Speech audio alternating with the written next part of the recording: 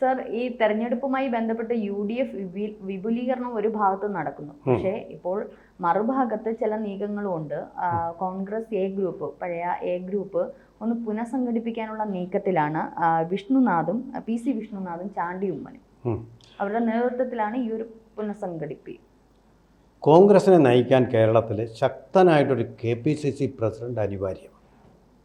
കഴിഞ്ഞ ദിവസം സണ്ണി ജോസഫ് AICCയിൽ പോയിരുന്നു, കേന്ദ്രത്തിൽ പോയിരുന്നു, ഹൈക്കമാൻഡിനെ കണ്ടിരുന്നു.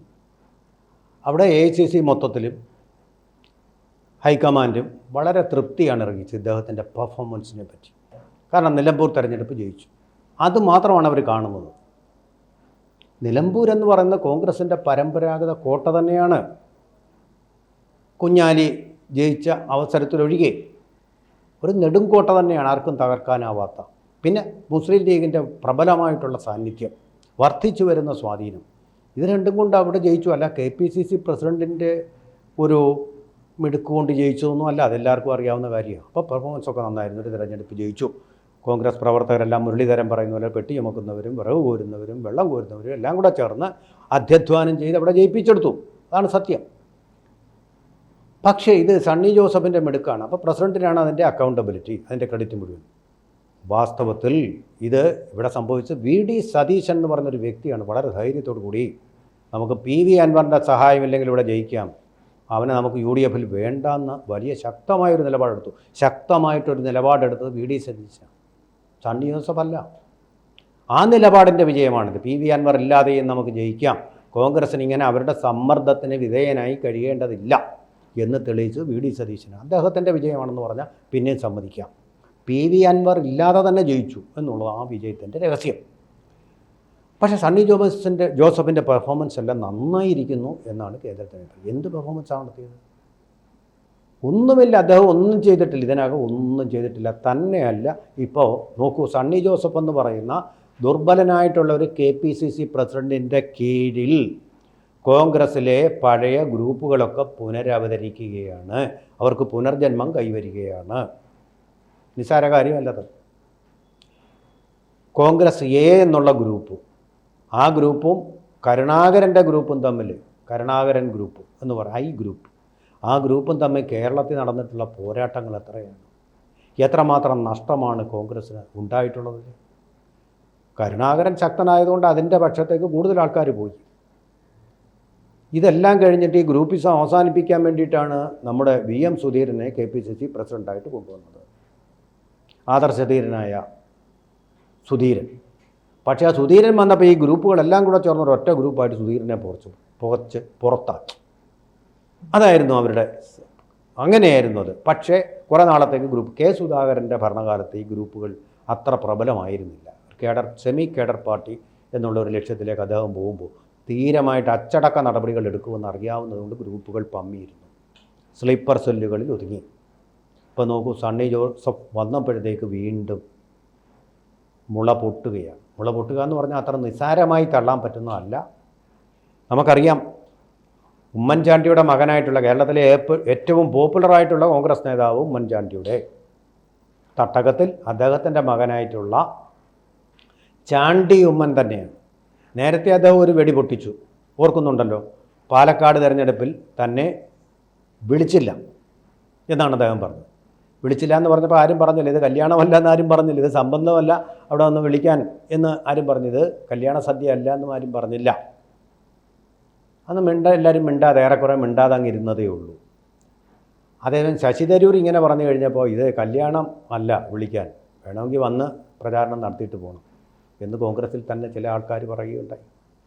കല്യാണമൊന്നും അല്ല എന്ന് പറഞ്ഞിട്ട് അദ്ദേഹത്തെ ആക്ഷേപിക്കുകയുണ്ടായി. അപ്പോൾ ഡബിൾ സ്റ്റാൻഡേർഡ് അവിടെ കാണും. ഈ ചാണ്ടി ഉമ്മൻ എന്ന് പറയുന്ന ആൾ കോട്ടയത്ത് കോൺഗ്രസ്സിനുണ്ടാക്കിയിട്ടുള്ളൊരു മാൻഡേറ്റ് അല്ലെങ്കിൽ മൈലേജ് എത്രമാത്രമാണെന്നറിയാം. ആ കെട്ടിടം തകർന്നു വീണ സമയത്ത് മറ്റാരും എത്തുന്നതിനേക്കാൾ മുമ്പേ അവിടെ ചെന്നു.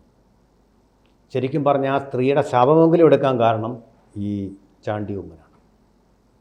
2 മന്ത്രിമാർ വന്ന് പറഞ്ഞു, ഇതിനകത്തൊന്നും ഒന്നുമില്ല, പഴയ കെട്ടിടം, ശൗചാലയം അവിടെ കിടന്നോട്ട്, അതിൻ്റെ മണ്ടയ്ക്ക് മണ്ണും കിടന്നോട്ട്, കട്ടയും കിടന്നോട്ട്, കോൺക്രീറ്റും കിടന്നോട്ടെന്ന് പറഞ്ഞാൽ എല്ലാവരും. ചാണ്ടിയുമ്മൻ അവിടെ ചെന്നിട്ട് പറഞ്ഞു അങ്ങനെ പോരാ. വാർഡുകളിലൊക്കെ കയറി നോക്കി. ആ വാർഡുകളിലെ ആൾക്കാർ പറഞ്ഞു. അതാണ് നമ്മൾ അവരോട് ചോദിക്കണം, അല്ലാതെ അവിടെ മെഡിക്കൽ സൂപ്രണ്ടിനോട് ചോദിച്ചു, മെഡിക്കൽ കോളേജ് സൂപ്രണ്ടിനോട് ചോദിച്ചിട്ടൊരു കാര്യമില്ല. അവരോട് ചോദിച്ചപ്പോൾ ആരെങ്കിലും ഉണ്ടാവാൻ മാത്രമല്ല കുടുംബത്തിന് വേണ്ടി 5 ലക്ഷം രൂപ ഉമ്മൻചാണ്ടി ഫൗണ്ടേഷൻ അദ്ദേഹത്തിൻ്റെ വകയായിട്ട് തന്നെ, അദ്ദേഹത്തിൻ്റെ വകയാണ്. ഈ ഫൗണ്ടേഷൻ എന്ന് പറഞ്ഞാൽ അദ്ദേഹം മുടക്കുന്ന പണമാണ്, അല്ല ഒന്നുമില്ല. അതിൻ്റെ വകയായിട്ട് തന്നെ അദ്ദേഹം കൊടുത്തു. ഒരു മനുഷ്യകാരുണ്യ പ്രവൃത്തി സുരേഷ് ഗോപിയെ പോലെ. നിലമ്പൂർ തെരഞ്ഞെടുപ്പിൽ അദ്ദേഹം ഏകദേശം 3000 വീടുകൾ കയറി ഇറങ്ങി പ്രചാരണം, ഒരു വ്യത്യസ്തമായിട്ടുള്ള പ്രചാരണമാണ് നടത്തുന്നത്. അതെ, പാലക്കാട്ട് ക്ഷണിക്കാതിരുന്നതിൻ്റെ നീരസം കാണിക്കാതെ തന്നെ നിലമ്പൂരിൽ പോയി പാർട്ടിക്ക് വേണ്ടി അദ്ദേഹം പ്രവർത്തിച്ചു. തന്നെയല്ല, വളരെ സ്ട്രോങ് ആയിട്ടാണ് അദ്ദേഹം നിൽക്കുന്നത്. ഉമ്മൻചാണ്ടിയെ പോലല്ല, വളരെ സ്ട്രോങ് ആയിട്ടാണ്. പുതുപ്പള്ളി പള്ളിയിൽ പോയി ഒളിച്ചിരുന്ന ആൾക്കാർ അദ്ദേഹത്തിൻ്റെ നേതൃത്വത്തിൽ ഈ ആംബുലൻസ് തടഞ്ഞല്ലോ മെഡിക്കൽ കോളേജിനകത്ത്. കാരണം ഒരു മരണം കള്ളം പറഞ്ഞു. 2 മന്ത്രിമാർ ശരിക്കും പറഞ്ഞാൽ അവർ സഭയുടെ ചട്ടലംഘനം, അവകാശ ലംഘനം തന്നെ നടത്തി. അവിടെ ആരും മരിച്ചിട്ടില്ല എന്ന് തെറ്റായ വിവരം നൽകി. മെഡിക്കൽ സൂപ്രണ്ട് പറയുന്നത് കേട്ടോ, മെഡിക്കൽ കോളേജ് സൂപ്രണ്ട് പറഞ്ഞു തെറ്റായ കീഴ്വഴക്കമാണത്. അതല്ലെങ്കിൽ മെഡിക്കൽ കോളേജ് സൂപ്രണ്ട് തന്നെ പറയണം. ഇവർ കയറി പറയേണ്ട കാര്യം എന്താ? അയാളവിടെ അവരോട് ആരോടെങ്കിലും ചോദിച്ചോണം. അങ്ങനെയാണ് ഇത് തീരുമാനിക്കേണ്ടത്. ആ പൊളിഞ്ഞു കിടന്ന വസ്തുക്കൾ മുഴുവൻ അവിടുന്ന് പെറുക്കി മാറ്റി നോക്കണം, അവിടെ ജീവൻ വല്ലതും ആരെങ്കിലും പിടിഞ്ഞിട്ടുണ്ടോ എന്ന്. അത് ചെയ്തില്ല. ആ വാർഡിലുള്ള ആൾക്കാർ, ശൗചാലയമല്ലേ അത് ആരും ഉപയോഗിക്കുന്നില്ല എന്ന്. വാർഡിലുള്ള ആൾക്കാരാണ് ചാണ്ടി ഉമ്മനോട് പറഞ്ഞത്, ഇവിടെ ആൾക്കാർ പോകാറുണ്ട്, ഉപയോഗിക്കാറുള്ള കക്കൂസാണിത് എന്ന് പറഞ്ഞു.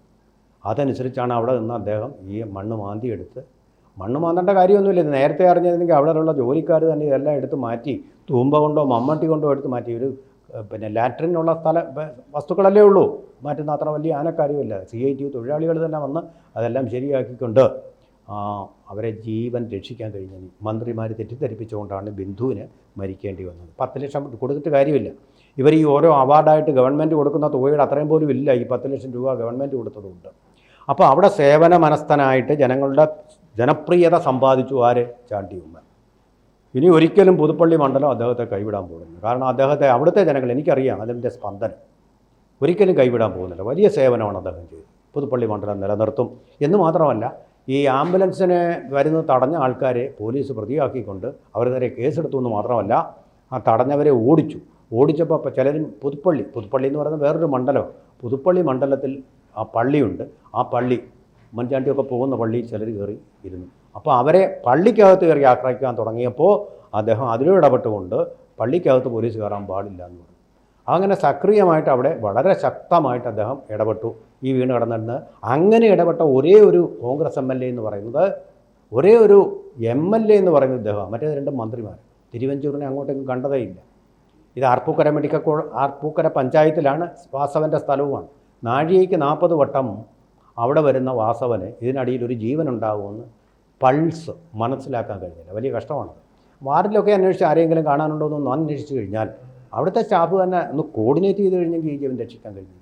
തന്നെ ഒരു നിലംപൊത്താറായ ഏതാണ്ട് 225 കെട്ടിടങ്ങളുണ്ടെന്നാണ് ഇതിനെ തുടർന്ന് നടന്ന അന്വേഷണങ്ങളിൽ കണ്ടത്. അതെല്ലാം പൊളിച്ചു കളയണം. അല്ലെങ്കിൽ നമ്മളുടെ ചർച്ച അവസാനിക്കുമ്പോൾ നമ്മുടെ കാര്യം പറയണേ, എ ഗ്രൂപ്പ് അതെ വഴിതെറ്റി പോയി.